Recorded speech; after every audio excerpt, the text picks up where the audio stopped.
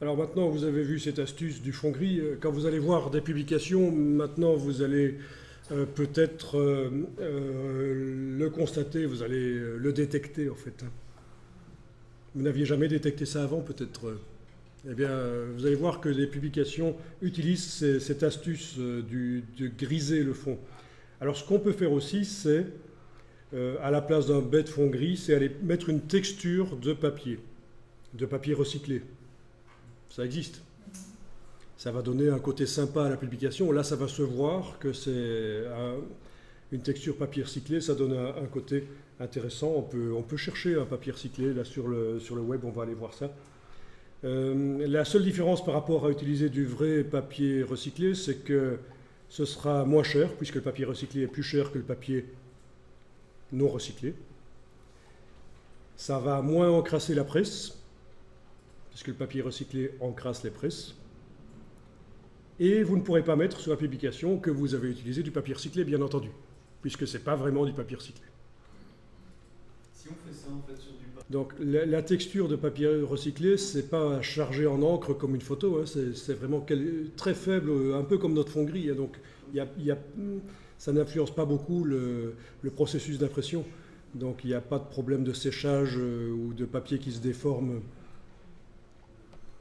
Non, hein, on ne va pas mettre du papier brun foncé. Je veux dire, c'est sur toute la feuille.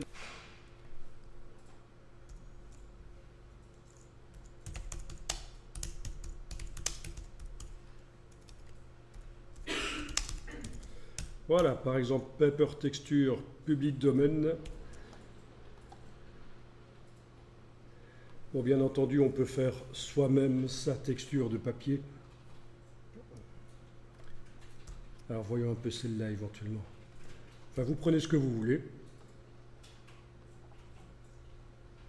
Voilà, donc du papier recyclé, enfin c'est plutôt du cartonné ici, mais c'est pas grave parce qu'on va atténuer sa présence dans la publication. On a en tout cas cet aspect fibreux.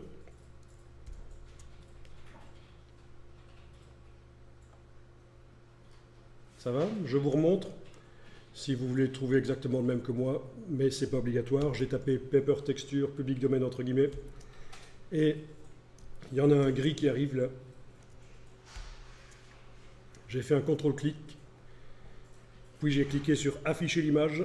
Et là, je fais un clic droit, enregistrer l'image sous.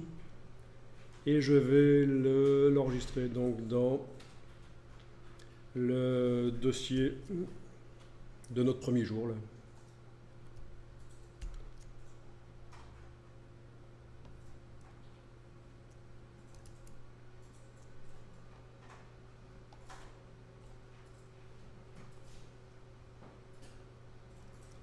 Alors je vais l'ouvrir dans Photoshop et l'enregistrer au format Photoshop. Comme ça je pourrai le contrôler par Photoshop.